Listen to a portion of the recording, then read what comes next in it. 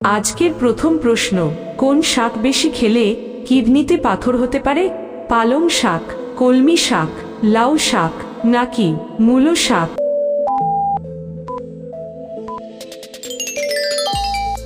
সঠিক উত্তর হলো ডি, মূলো শাক। পরবর্তী প্রশ্ন, সূর্যের ভিতরে কতগুলো পৃথিবী থাকতে পারবে? 13 লক্ষটি, 15 লক্ষটি, 10 লক্ষটি নাকি 8 লক্ষটি?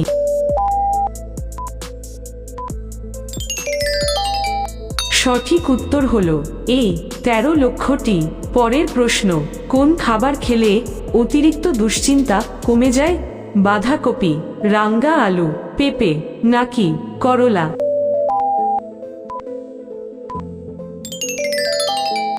সঠিক উত্তর হলো বি, রাঙ্গা আলু। পরের প্রশ্ন, নিয়মিত কোন খাবার খেলে চোখ ভালো থাকে? কিশমিশ, আখরোট, কাজু বাদাম নাকি কুমড়ো বীজ?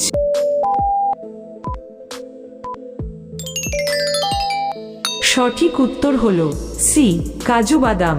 পরের প্রশ্ন, কোন দেশের প্রতিটি নাগরিককে সেনাবাহিনীতে বাধ্যতামূলক ট্রেনিং নিতে হয়?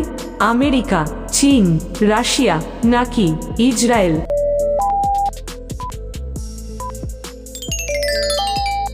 সঠিক উত্তর হলো ডি, ইসরায়েল। পরবর্তী প্রশ্নে যাওয়ার আগে একটা অনুরোধ, নিয়মিত এই রকম সব অজানা অচেনা প্রশ্নের সঠিক উত্তর জানার জন্য অবশ্যই জিকে 10 বাংলা চ্যানেলটি সাবস্ক্রাইব করে ভিডিওটিতে একটি লাইক দিয়ে দেবেন। পরের প্রশ্ন, লাউ শাক খেলে শরীরের কি উপকার হয়? বুদ্ধি বাড়ে, হাড় মজবুত হয়, ঘুম ভালো হয় নাকি ওজন বাড়ে?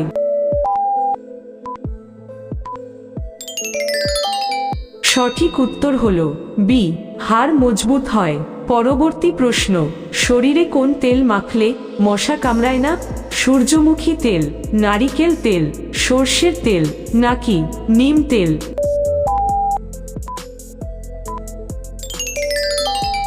সঠিক উত্তর হলো ডি, নিম তেল। পরের প্রশ্ন, নিয়মিত কোন পাতার রস খেলে 60 বছর পর্যন্ত যৌবন ধরে রাখা যায়? থানকুনি, পুদিনা, কালমেঘ নাকি তুলসী?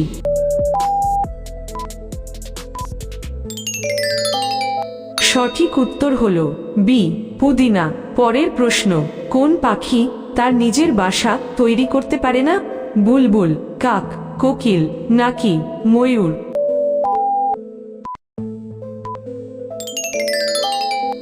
সঠিক উত্তর হলো সি, কোকিল।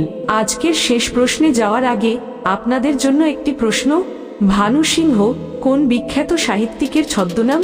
এ, নজরুল ইসলাম, বি, রবীন্দ্রনাথ ঠাকুর, সি, বঙ্কিমচন্দ্র নাকি ডি, শরৎচন্দ্র? সঠিক উত্তর জানা থাকলে অবশ্যই কমেন্ট করে জানাবেন।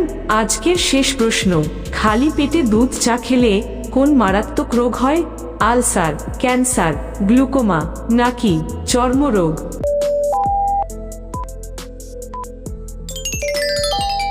সঠিক উত্তর হলো এ, আলসার। নিয়মিত খালি পেটে দুধ চা খেলে গ্যাস্ট্রিক আলসার হওয়ার সম্ভাবনা বেড়ে যায়। আলসার হলো পাকস্থলী বা অন্ত্রের ভেতরের এক ধরনের ক্ষত।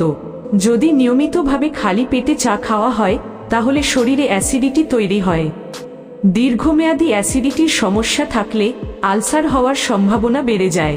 এছাড়াও চায়ের মধ্যে থাকা ট্যানিন ও ক্যাফেইন পাকস্থলীর লাইনিংকে ক্ষতিগ্রস্ত করে, যার ফলে আলসার হওয়ার সম্ভাবনা বেড়ে যায়। বন্ধুরা, আজ এই পর্যন্তই। আজকের ভিডিওটি আপনার কেমন লেগেছে তা অবশ্যই কমেন্ট করে জানাবেন। আপনি আমাদের চ্যানেলে নতুন হয়ে থাকলে একটি লাইক দিয়ে অবশ্যই চ্যানেলটি সাবস্ক্রাইব করে দেবেন। ভিডিওটি শেষ পর্যন্ত দেখার জন্য ধন্যবাদ। ভালো থাকবেন, সুস্থ থাকবেন।